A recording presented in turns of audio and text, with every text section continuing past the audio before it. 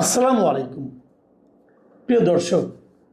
গতকাল 5 আগস্ট দিল্লিতে foreign correspondents club of south Asia FFC south Asia তাদের আয়োজনে যে অনুষ্ঠানে সাংবাদিকদের বিভিন্ন প্রশ্নের জবাব দিয়েছেন সাবেক প্রধানমন্ত্রী শেখ হাসিনা, সেই অনুষ্ঠান হতে দেওয়ার ব্যাপারে বাংলাদেশের পররাষ্ট্র মন্ত্রণালয় একটা বিবৃতি দিয়েছে, প্রেস রিলিজ দিয়েছে, বেশ বড় প্রেস রিলিজ। এবং সেই প্রেস রিলিজের যে ভাষা সেটা নিয়ে এরই মধ্যে আমরা বেশ বিতর্ক দেখতে পাচ্ছি। এখানে একটা ইন্টারেস্টিং পয়েন্ট হলো যে দিল্লিতে যে শেখ হাসিনার এ ধরনের একটা অনুষ্ঠান হয়েছে, উনি যে কোনো সাংবাদিকের প্রশ্নের জবাবে কিছু কথাবার্তা বলেছেন, সেই জিনিসটা যদি আমাদের দেশের মিডিয়াগুলি এই ফরেন মিনিস্ট্রির প্রেস রিলিজটা না ছাপাতো, তাহলে হয়তো আমরা জানতেই পারতাম না যে ওখানে একটা অনুষ্ঠান হয়েছে। কারণ ওই অনুষ্ঠানের কোনো খবর আমাদের দেশের কোনো প্রিন্ট মিডিয়া অথবা অনলাইন মিডিয়ায় প্রচার হয়নি। মানে উনি কি বলেছেন সে আলোচনা পরে, সে আলোচনা নিয়ে আমার আগ্রহ নাই, কিন্তু ওটা আমি শুনতেও চাচ্ছি না, জানতেও চাচ্ছি না, বলতেও চাচ্ছি না। কিন্তু আমার কথা হলো যে একটা অনুষ্ঠান যে হয়েছে, এই ঘটনাটাও, এই খবরটাও আমাদের দেশের কোনো পত্রিকা ছাপেনি। কেন ছাপেনি? তাহলে কি এই অনুষ্ঠান অনুষ্ঠিত হওয়ার বিষয়টা কোনোই গুরুত্ব বহন করে না? যদি গুরুত্ব না বহন করতো, তাহলে রয়টার্স, আল জাজিরা, এপি এই ধরনের বড় বড় এবং এনডিটিভি এই ধরনের বড় বড় আন্তর্জাতিক সংবাদ মাধ্যমগুলো কেন এই অনুষ্ঠানের খবর গুরুত্ব দিয়ে ছাপলো? এই প্রশ্নের জবাব আমার কাছে নেই। আমাদের দেশে যে মিডিয়াগুলো আছে তাদের কাছে আছে কিনা আমি বলতে পারবো না। বাংলাদেশে অনেকগুলো সংবাদপত্র আছে, দৈনিক সংবাদপত্র আছে, অনেক মেরুদণ্ড সম্পন্ন সংবাদপত্র আছে, ডেইলি স্টার বলে, তার নাকি আন্তর্জাতিক মানের সংবাদপত্র, প্রথম আলো আছে, বিশাল সংবাদপত্র, তারা কেউ ছাপেনি। কেন ছাপেনি, কী কারণে ছাপেনি, সেটা নিয়ে আমার একটা হাইপোথিসিস আছে, আমার একটা বিশ্লেষণ আছে। সেই আলোচনা আমি একটু পরে শেষ দিকে করব।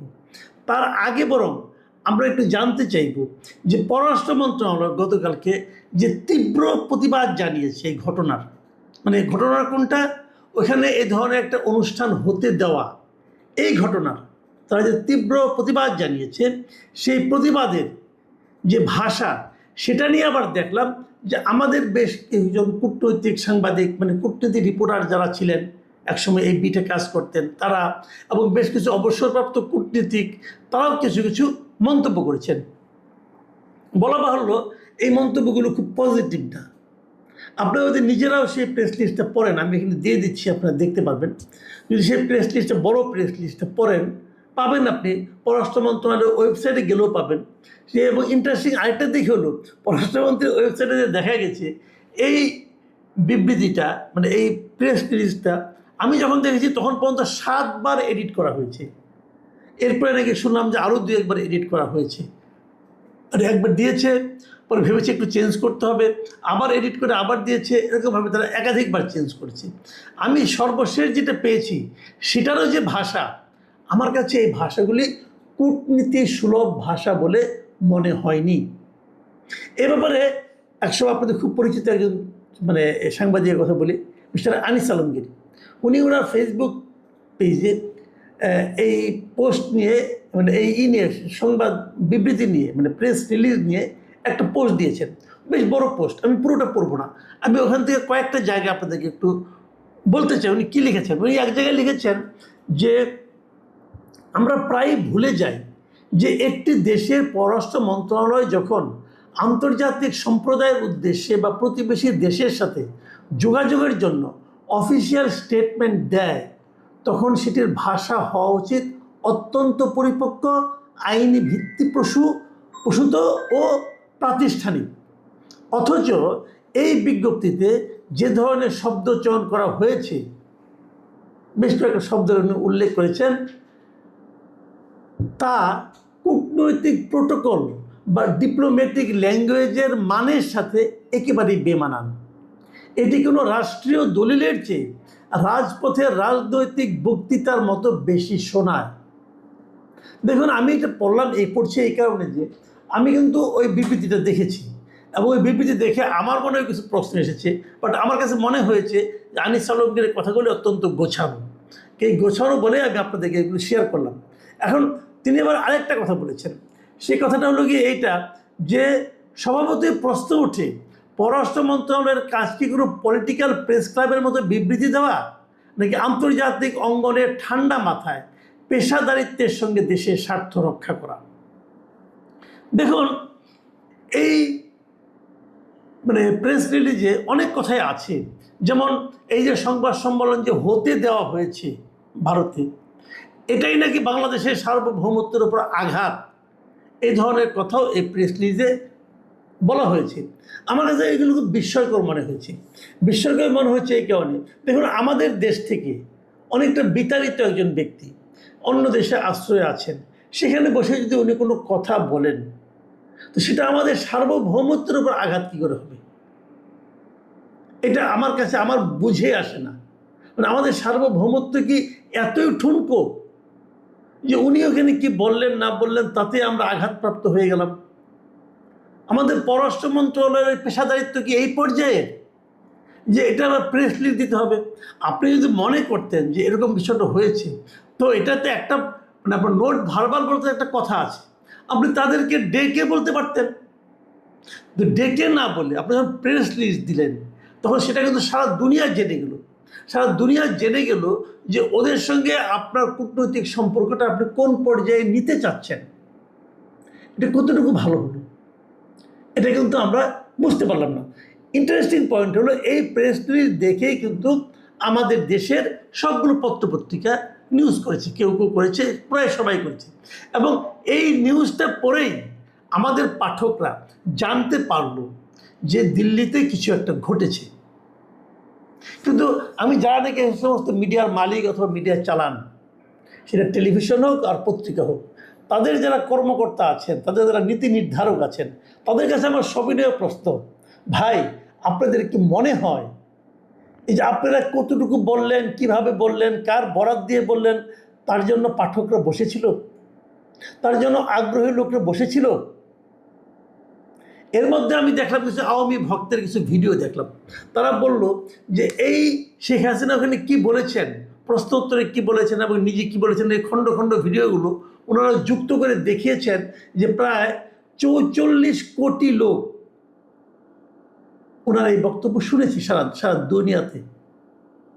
সত্য মিথ্যা আমি বলতে পারবো না, তবে একটা বড় লোক, বেশি সংখ্যক লোকে শুনেছেন, এতে আমার কোনো সন্দেহ নাই। আমাদের দেশেও অনেক লোক যেটা শুনেছেন, তাতেও আমার কোনো সন্দেহ নাই। তো সবাই জেনেছেন, শুনেছেন, বুঝেছেন, আপনার জন্য কেউ অপেক্ষা করেন নাই। এবং আপনারা এই ঘটনার খবর না চেপে আপনাদের যে গ্রহণযোগ্যতা সাধারণ মানুষের কাছে, সেটা আপনারা আরও খুইয়েছেন। এখন আপনাদের মতো মিডিয়ার উপর কেউ তো নির্ভর করবে না, আর আগে যতটুকু যা করতো এখন তাও করবে না। কেন আপনারা এই ঘটনার খবরটা আপনারা বলতে পারতেন যে উনি এখানে প্রেস কনফারেন্সে অংশ নিয়েছেন, সাংবাদিকদের পাশে জবাব দিয়েছেন, হয়ে গেল। কি বলেছেন সেটা না বললেন, কারণ আপনাদের একটা ধমক দেওয়া হয়েছে। আমি দেখেছি আগের দিন একটা জাহিদুর রহমান, আবার সরকারের তথ্য বিষয়ক যে উপদেষ্টা আছেন, উনি ধমক দিয়েছেন, যেটা করলে উনি কি করবেন না করবেন অনেক কিছু বলেছেন। উনি কি বলেছেন সেটা আমরা আরেকবার বরং আপনাদের সঙ্গে একটু শেয়ার করি। তিনি মঙ্গলবার দিন সচিবালয়ে একটা সাংবাদিকদের বিভিন্ন সংবাদ সম্মেলন উনি বলেছেন যে কথাগুলো আমি হুবহু বলি। উনি বলেছেন যে এই ব্যাপারে সরকার আগের থেকে অনেক নির্দেশনা ছিল সতর্কতামূলক, তারপরেও কেউ কেউ এর আগে খবর প্রচার করেছে। এবার বলছেন, যদি কেউ আগাম প্রচার করে যে শেখ হাসিনা বক্তব্য দেবেন এবং সেটি প্রকাশ বা সম্প্রচার করে, তবে সেটি আদালতের আদেশ অমান্য করার সামিল হবে। দুটো পয়েন্ট এখানে। এক নম্বর হলো, যদি কেউ আগাম প্রচার করে যে অমুক দিন ওইখানে শেখ হাসিনা বক্তব্য দেবেন, এটা আদালতের আদেশ অমান্য করার সামিল হবে। আর দ্বিতীয় কথা হলো, যদি সেটা সে প্রকাশ বা সম্প্রচার করে, সেটিও আদালতের আদেশ অমান্য করার সামিল হবে। উনি কিন্তু বলেছেন, তার মানে শেখ হাসিনা বক্তব্য দেবে এই কথাও বলা যাবে না। যদি ওই কথা আগাম বলা না যায়, শেখ হাসিনা বক্তব্য দিয়েছেন এটাও তাহলে প্রচার করা যাবে না। এবং ডক্টর জাহিদের এই ভয়ে আমাদের দেশের সমস্ত বাঘা বাঘা পত্রিকা, বাঘা বাঘা সম্পাদক তাদের কাপড় খারাপ করে ফেলেছেন, মানে অজু ভেঙে গেছে সবার। কিন্তু প্রকৃত প্রস্তাবটা হলো, ওনারা কি একবার দেখবেন না যে আদালতের আদেশটা কি ছিল? আদালতের আদেশটা কি ছিল? দেখুন, আদালতের আদেশ নিয়ে কিন্তু ওই দিনই আপনারা নিশ্চয়ই খেয়াল করেছেন যে মানে আইসিটির মানে যে আদালত এই আদেশটা দিয়েছে, আইসিটি দিয়েছে, আন্তর্জাতিক অপরাধ ট্রাইব্যুনাল, সে আন্তর্জাতিক অপরাধ ট্রাইব্যুনালের যিনি চিফ প্রসিকিউটর, তিনি কি বলেছেন? তিনি বলেছেন যে কোর্টের অর্ডারে বলা হয়েছিল যে উনি যেন ওনার এমন কোনো বক্তব্য যে নাকি বিদ্বেষমূলক কথা, সেই বক্তব্য প্রচার করা যাবে না। মানে বিদ্বেষ নাই, বিদ্বেষমূলক কথা নয়, তা প্রচার করা যাবে। দেখুন, আমি সেই জায়গাটা আপনাদেরকে আরেকবার পড়ে শোনাই।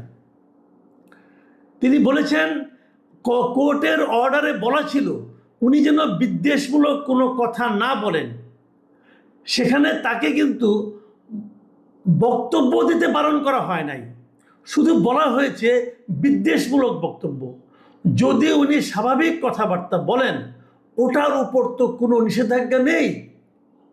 তাহলে জাহেদ সাহেব ওই ডায়লগ কীভাবে দেয়, উনি ওই হুমকি কিভাবে দেয়, উনি ওই ধমক কিভাবে দেয় যে উনি এখানে অনুষ্ঠান করছেন সেটাও প্রচার করা যাবে না? আর আমাদের এই সমস্ত মহাবীর সম্পাদক সাহেবরা কেন ওই ধমকে কাঁপাকাঁপি শুরু করে দিল? আমি বুঝি না এই জাহেদ সাহেবরা সরকারকে কতটুকু জনপ্রিয় করতে চায় অথবা অজনপ্রিয় করতে চায়। আর আমি এটাও বুঝি না আমাদের সম্পাদকরা কতটা মূর্খতার চর্চা করে নিয়মিত। এই জিনিসটা আমার কাছে আমার বোধে আসে না। আমি একজন সম্পাদককে এর মাঝে ফোন করেছিলাম, জানতে চেয়েছিলাম, ভাই কেন আপনার ভয়টা পেলেন কোথায়? ওনার যে হুমকির কোনোরকম আইনগত ভিত্তি নেই, সেই হুমকিকে আপনি ভয় পেলেন কেন? উনি কি বললেন জানেন? উনি বললেন, যদি এটা আমরা ভয় না পেতাম অথবা যদি এই খবরটা আমরা ছাপতাম, যতটুকু আইনে কভার করে ততটুকুও ছাপতাম, তাহলে হয়তো আইনগতভাবে আমাদের কোনো সমস্যা হতো না। কিন্তু তথ্য মন্ত্রণালয়ের উপদেষ্টা হিসাবে আমাদের ওনাকে মানে কথা রাখা হলো না, এই জন্য আমাদের ক্ষতি হতে পারতো। কি ক্ষতি হতো? ক্ষতি হতো এটা, আমরা আগামীতে ক্রোড়পত্র পেতাম না, সরকারি ক্রোড়পত্র পেতাম না, এটা আমাদের বড় ইনকাম।